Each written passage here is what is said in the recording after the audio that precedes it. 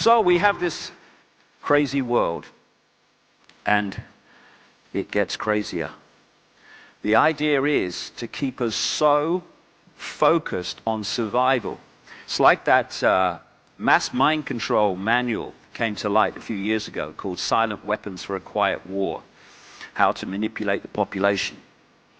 And one of the lines in it said, keep them busy, busy, busy back on the farm with the other animals. So the more you can keep us in a state of survival, more and more stress. Look, mate, you might be saying interesting things, but I live in the real world, mate. Boom. That's the idea, to keep us in that state of stress. And we're now bringing it to younger and younger people.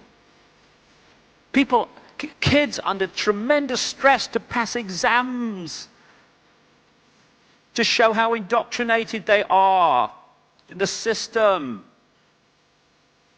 Oh, must pass your exams. Oh, my son got I've seen it on car stickers. My son got so-and-so, so-and-so. I'm very pleased for you. By the way, he got it, you didn't. This parental glory-seeking. Oh, go, you've got to pass your exams. You're going to be a banker. Your mum wants you to be a banker. Pressure, pressure, pressure. Whatever happened to life? How do you spell happy, teacher? I mean, what's all that about? Do we ever talk about that? Are you happy? Are you fulfilled? You know, people, we have these measurements of success that are sold to us that we take on, and they're all about more. More and more and more. How many more people are this? How many more people are that? How many more people are this? How many more people have passed degrees? How many more people have got a mortgage? How many more people? And yet, it's the other way. It tells the real story. How few people are unfulfilled. How few people are under stress. How few people are ill. How few people are homeless. How few people are terrified of the future. These are the measurements of a success of society, surely, not more and more and more. You know, we have an economic system which I call take, make and throw away, where the whole thing of success, is called economic growth, is how fast you can take from the earth, turn it into things, sell more things, throw away more things, and start again. The faster you do that, the more successful you are. And we call it the cutting edge of human society. It's turning the planet into a shithole. And we have the cleverness up to a point, although if we went to wisdom, we would find that technologically we would advance by enormous strides. But we have the cleverness through mind at the moment to create some amazing technology. Things that could make the world a better place for everybody. But we use that technology to pepper bomb cities full of civilians.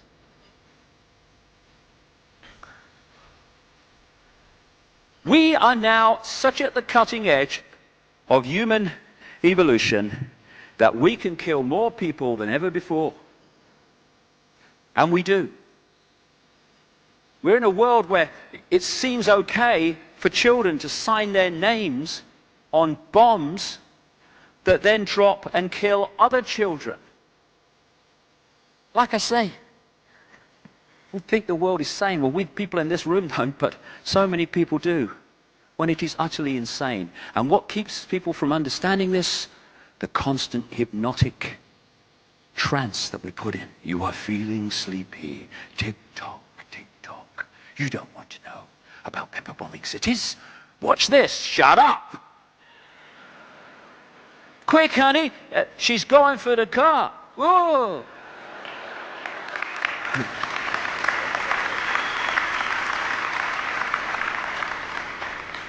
We live in a world of plenty, and yet people starve for the want of the basics. We have food galore in some parts of the world, which comes often from the parts of the world that go hungry, and we throw away more food than most people eat in many, many months. I've seen this in Ecuador. People living on rubbish tips, waiting for the vans to come from the Western hotels to pour the rubbish food, thrown away food on, and then they go and eat for the day from it.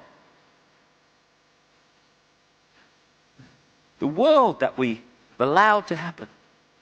But don't look at that. Tick-tock, tick-tock. Look at this. Shut up.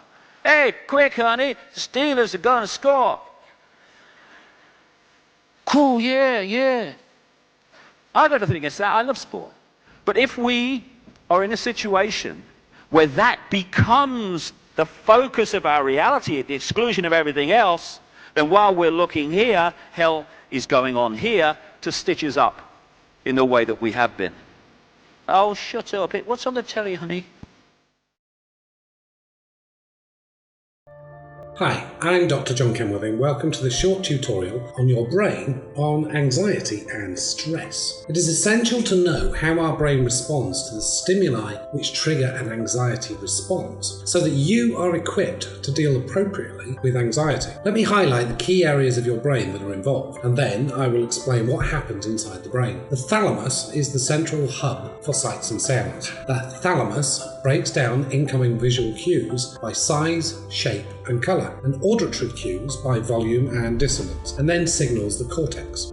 The cortex then gives raw sights and sounds meaning, enabling you to be conscious of what you are seeing and hearing. And I'll mention here that the prefrontal cortex is vital to turning off the anxiety response once the threat has passed. The amygdala is the emotional core of the brain, whose primary role is to trigger the fear response. Information passing through the amygdala is associated with an emotional significance. The bed nucleus of the stria terminals is particularly interesting when we discuss anxiety. While the amygdala sets off an immediate burst of fear, the BNST perpetuates the fear response, causing longer-term unease typical of anxiety. The locus coeruleus receives signals from the amygdala and initiates the classic anxiety response: rapid heartbeat, increased blood pressure, sweating, and pupil dilation. The hippocampus is your memory center, storing raw information from the senses, along with emotional baggage attached to the data by the amygdala. Now we know these key parts, what happens when we are anxious,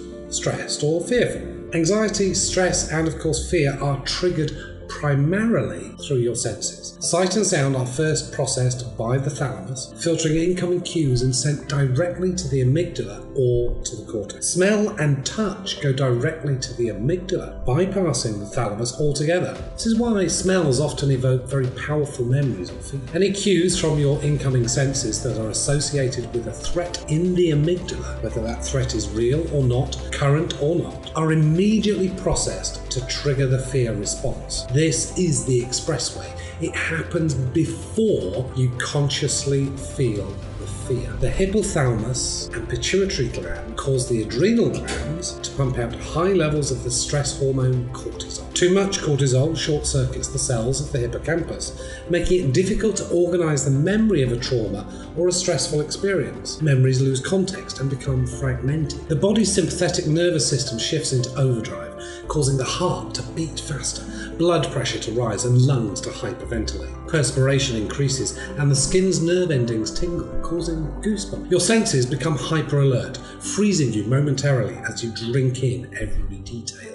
Adrenaline floods to the muscles, preparing you to fight or run away. The brain shifts focus from digestion to focus on the potential dangers, sometimes causing evacuation of the digestive tract through urination, defecation, or vomiting. Heck, if you're about to be eaten as someone else's dinner, why bother digesting your own? Only after the fear response has been activated does the conscious mind kick in. Some sensory information takes a more thoughtful route from the thalamus to the cortex. The cortex decides whether the sensory information warrants a fear response. If the fear is a genuine threat in space and time, the cortex signals the amygdala to continue being on alert. Fear is a good, useful response essential to survival. However, anxiety is a fear of something that cannot be located in space and time. Most often, it is that indefinable something triggered initially by something real that you sense, but that in itself is not threatening, but it is associated with a fearful